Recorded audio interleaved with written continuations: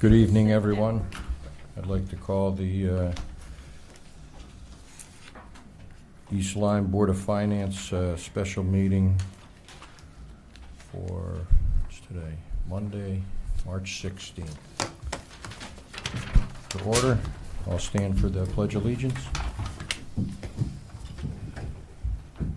Pledge allegiance to the flag of the United States of America and to the republic for which it stands, one nation, under God, indivisible, with liberty and justice for all. Good job.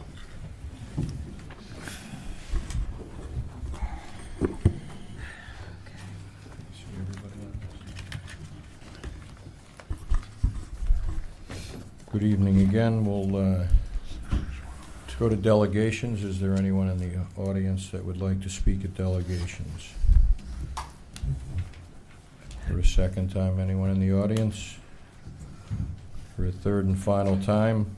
Seeing none, we'll move on to new business. Tonight we're gathered for budget reviews, and we'll start with the assessor, 102. And is there anybody that we wanted to, is there any reason to shuffle this for anybody that was in here? We'll just go straight down. You can just go by the list. Okay.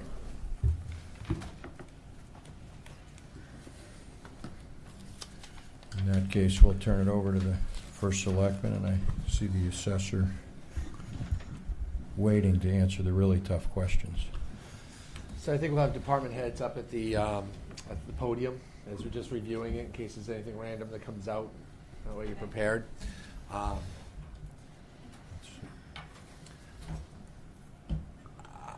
would you like me to proceed, Mr. Chairman? I'm not familiar with how you'd like to go through this.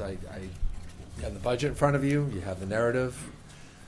You see the percentage. I guess I can be here to answer questions. And our department heads will be here to answer questions. I don't know how I should. Well, I think historically what we've done is really get an update and look at, what the change is. A lot of this has really been informational. Okay. I know we'll open it up to. I'll tell you that this is, this is all wages and benefits at this point. You see there's no new programs in here and very little else. This is really a very simple budget. All right. I guess Right? to our board, I'll open that up. Is there any, please come through me, so we'll acknowledge all the members. If anybody has questions, I'll just kind of put it out there. And we'll try and keep some semblance of order so we're not talking all over each other. Camille? I do have a question on all of these departments that are being presented tonight. When I look at the 2015 amended budget for the line 211 for $82,791. Okay. Yes. On January 14th, this board approved an appropriation for a 1817 transfer, $1,817, which would bring that total to $82,180. So I'm wondering what the discrepancy is. I'll have to research that and report back to you. Okay.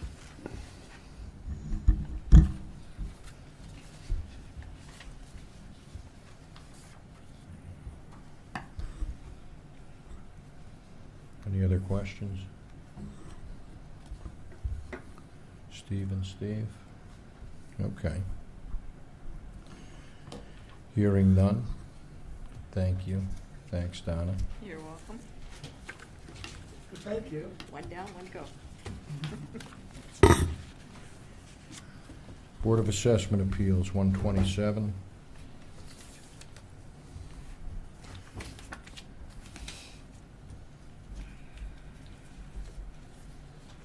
Folks, this is a budget of $1,530. And your biggest increase, increase. It's a decrease. Your biggest increase is zero, and your biggest a couple of decreases of transportation allowance, miscellaneous supplies. I can't imagine there'd be many questions. That said, I see none. Thank you again, Donna. You're welcome. Have a good evening. You did good. Thank I you. really appreciate you coming.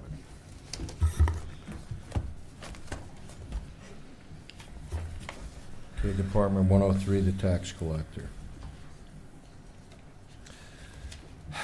Tax collector. Major things to consider is we took a full-time position and made that a part-time position and transferred those hours into the clerk's office. Town clerk's office had, beyond the town clerk, there was a one full-timer and a part-timer, so we put the extra work hours, and this was done before I came here. We put the extra work hours over to the clerk's office. So we have a three-quarter timer. How many hours a week, Anna, roughly? This one works 25, one works 35. One works 25, one works 35. You didn't get that? That's really the change here in the budget. Well, in your letter, you explained to us the collection costs also. The state took that away, so we Yes. don't have to pay the state $4,700 anymore. That's correct. And you'll see that comes off of line 258.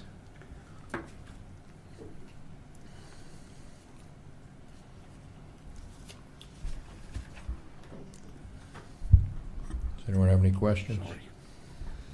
Anna, this department is the same situation as the prior one. On January 14th, we approved a $1,576 increase to line item 111, which would have brought it to $71,279. So again, there's a little discrepancy there. What's your COLA? Yeah. Find out why.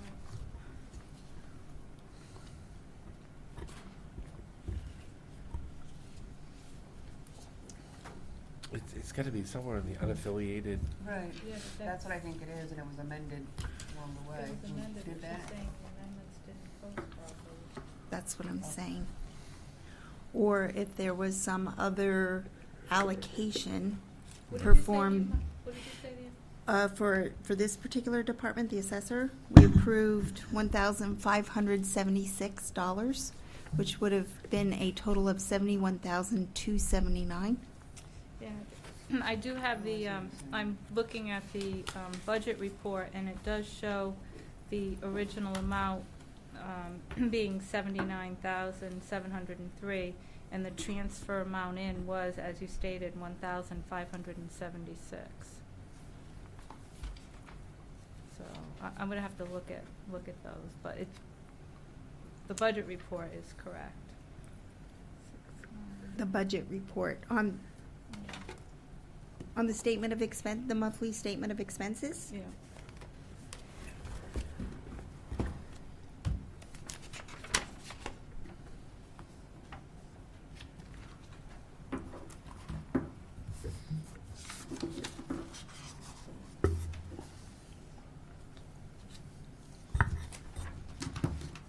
So if you add 69,703 and 1,576, It's the 71,280.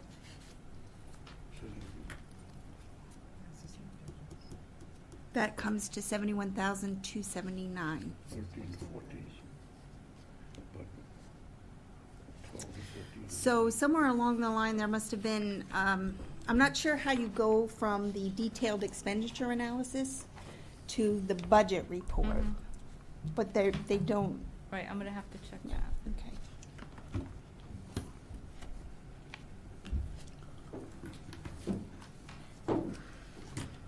I have no questions. All right, thanks, John. Sure. I wrote a brief statement on the state of the office, if you wouldn't mind hearing it. Sure. Would love to. Okay. The current status regarding tax revenue collection for the 2013 grant list are as follows. The tax office has collected a total of $48,473,943 on the current grant list, with a balance of $1,124,328, which represents a collection rate percentage of 97.74% to date. The gross revenue totals, including previous grand list, interest, fees, and liens, totals $49,139,578 to date. We will be sending out lien notices on all personal property balances out on April 1st, and I will be sending out foreclosure notices for outstanding real estate balances early in April as well. We have collected $10,225,493 from 9,491 tax bills on our lockbox payment systems through Webster Bank this fiscal year, as well as $1,661,841 from 1,836 tax bill payments on our ACH system with Webster Bank and credit card payments with official payments. To all tax collectors in need of information for federal tax forms, all your East Lyme tax information is online for the 2014 calendar year, as well as any delinquent taxes you may have. This information can be obtained by going to the website eltownhall.com and then scrolling to the tax collector webpage. Just click on Look Up Tax History, or for delinquent balances or previous year payments, click on View and Pay Taxes here. You can contact the tax office as well by phone, email, or fax. Thank you. John, to the chair, may I ask a question? Sure. John, you said it was 48 million for the current, Yes. and you said there was a balance due. Is that all from this year? Yes, just the current grant list balance. And what was that again, 1 million? 1,124,328 to date. Okay. And based on your experiences, the 1 million, how much, does that usually come in, or what percentage of that would come in and hit this year? I'm estimating about 400,000 before the end of the fiscal year. Okay, thank you. Any other questions? Thanks, John. Okay. Thank you, John. He's done. Building Department, 104. Take your son to work day. That's Isn't it. that great? Is that what it was? Excellent.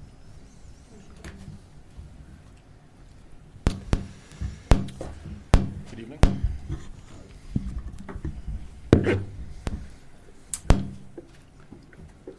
So, we've discussed this in our last meeting, I believe, that we're adding money into the building official line 212 to better staff that department.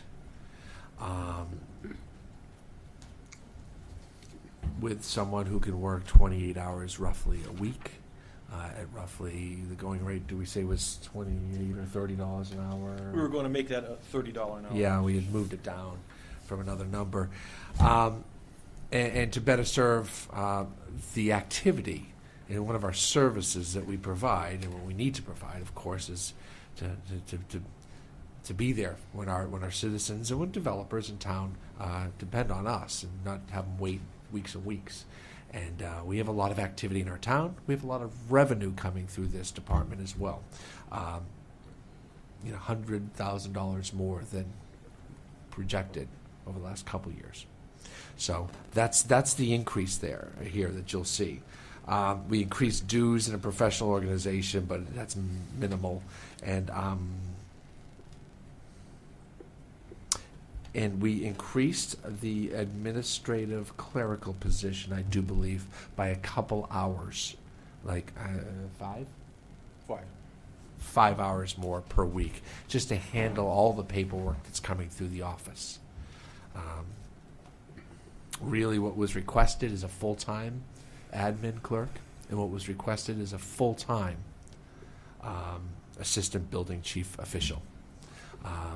As you know, that we're not putting any new personnel on in the town's budget at all. We could use this. We truly could. But not this year. Is that going to be enough, just to...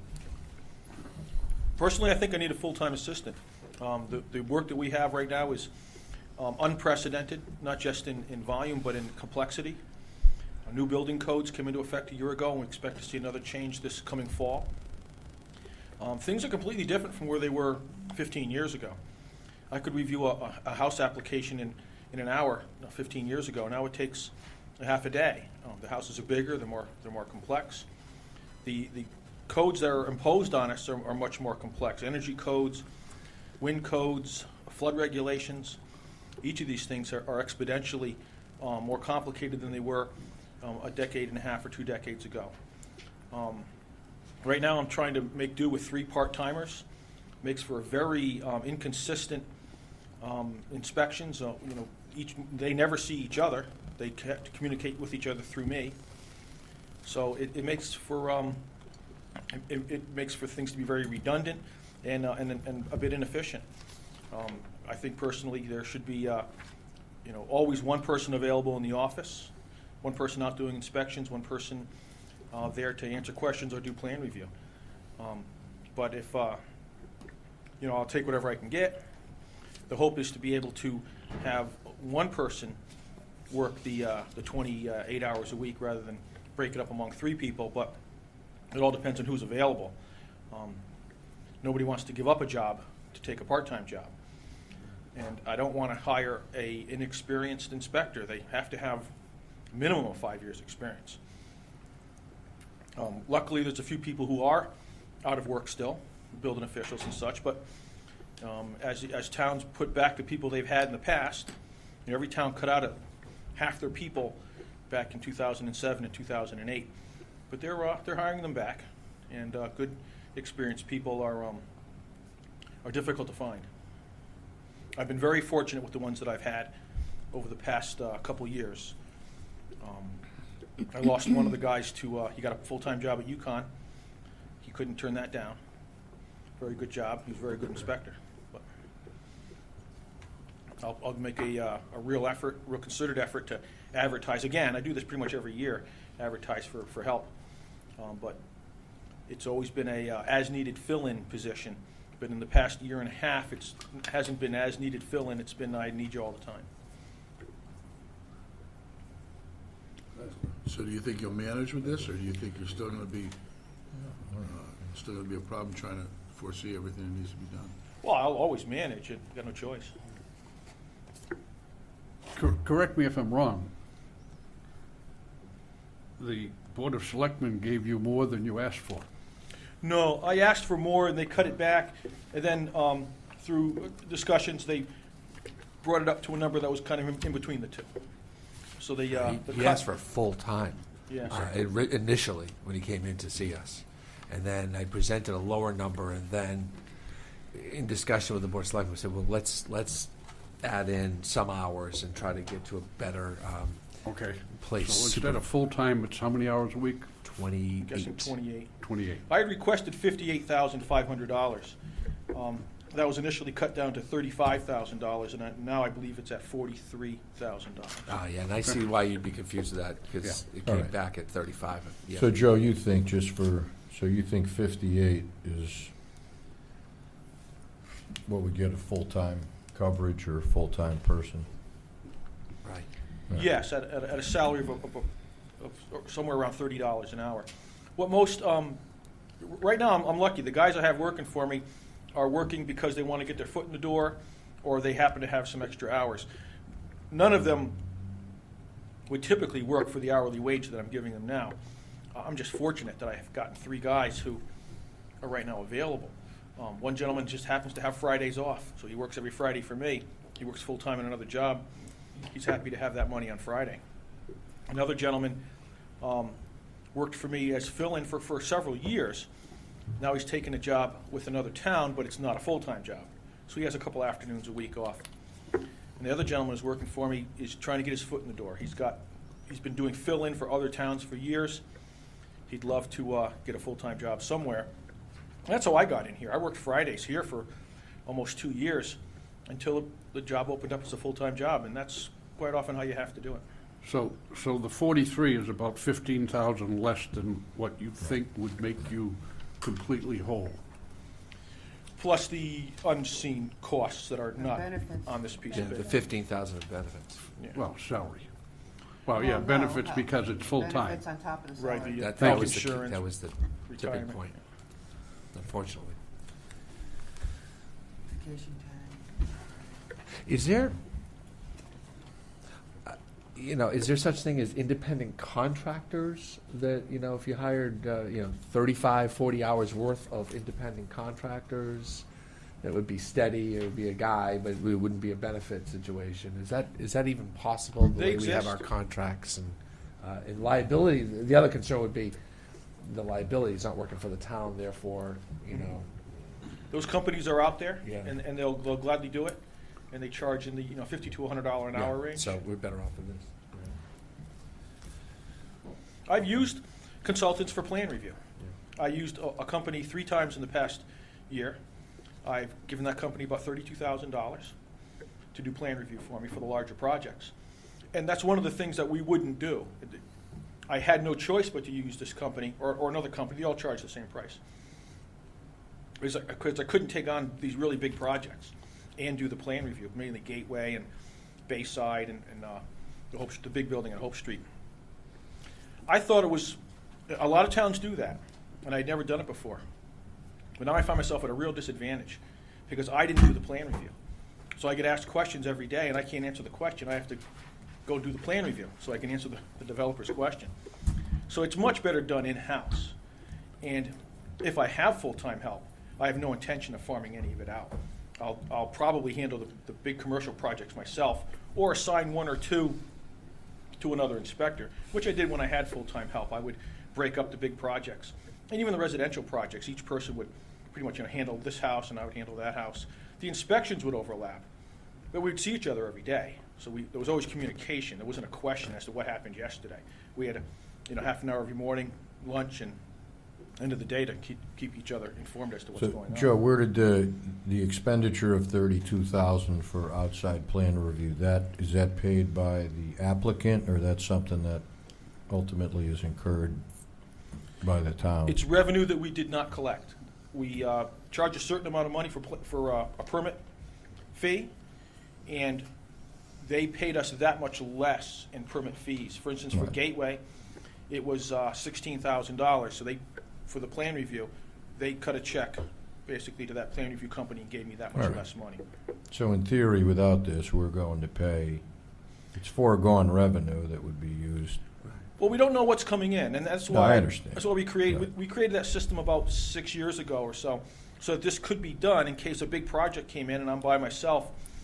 And these big projects, we usually know that they're coming, but it's usually not like next fiscal year where I can say, hey, I need money for next year.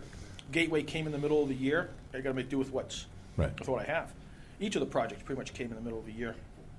This year, I anticipate a few more larger projects coming in. I'd rather they came in next fiscal year, so the revenue came in after next July. This year, we've already collected plenty of revenue.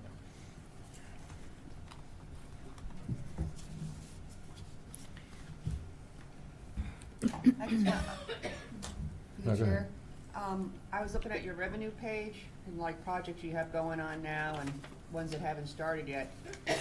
And the current projects, Gateway, in terms of this year, you don't expect any revenue. Bayside, no revenue. Hope Street, no new revenue expected. With the solarized system, you have 30,000. The Orchard, 60. Village Crossing, 38. Where's Village Crossing, Joe? That's the Second townhouse line. condos that would be off of Park Place. Okay. And those numbers are for instance, the Village Crossing is what the developer told me how many units he thinks he will do each year. Right, okay. So it's an assumption. So we're looking at an increase maybe over of last year of 128,000. Last year was pretty big. I Yeah, I wouldn't expect it to go over last year. If I'm going to remain conservative with my revenues and estimate somewhere in the the $400,000 range with these bigger projects. So because I don't want you to be disappointed in the revenue end of it. They could build 4 units at Village Crossing and nothing next year. Sure. Just Right. you never know. Yeah. They have permits in now, or approved permits for 4. Most of what you see going on is stuff that we've already received all our revenue for. We could, be very busy for a year and not receive another dime, just with what's on the boards now. I guess, is there any way that maybe we can have information later on about what the benefit would cost if it was a full-time person? What the total Yeah. kind of estimate would be for the board?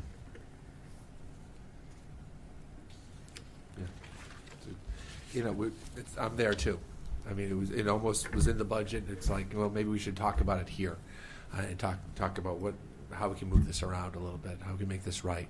To Lisa's point, last week, it was like, do we put people on, then what happens when it slows down? Well, then you thin out the department. That's just life. And it seems like that's life in the building departments Building world, around yeah. the state, That's There's a whole how- lot of people that were out of work, and now they're all coming back into the Hopefully. full-time positions.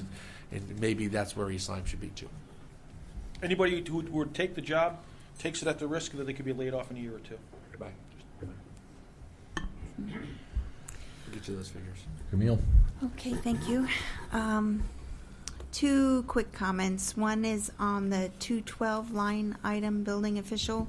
So the 2015 amended budget should read 35,000, if I'm not mistaken. That, This was done prior to Transfer. the transfer. right. Okay. Okay, so that should read 35,000. Then the next line should read 58,500. That's what you originally requested. And then the Board of Selectmen reduced that to 43. Just so everybody understands that 91% increase is a little misleading on this report because you're actually going from 35 to 43. Okay, so that's my, everybody with me on that? Yeah, the 91's off. Okay. And then the second one, of course, goes back to that January 14th Board of Finance approval for a transfer in the amount of $1,877 to the chief building officials line item 211. So that 85,550, I'm thinking should be 84,918. I'll just point them out as we go along so we don't miss anything. No, I've already noted that one because I checked. Okay. You're moving ahead then, in anticipation.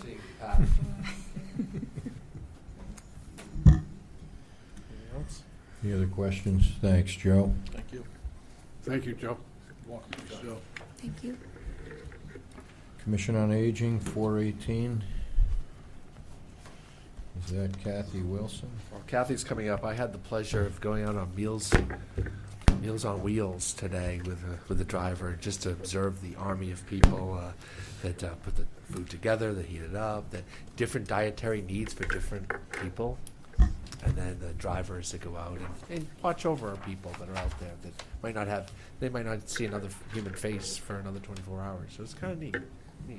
All the first selectmen in the area participated. So it's kind of Yeah, it's a Thank you for the program called invitation. Mayors for Meals. So it's been maybe 10 years now they've been doing it. So we've been inviting first selectmen to go out and deliver Meals on Wheels and just sort of see that piece of I disregarded the first memo that came through because I thought it was a cannibalism thing.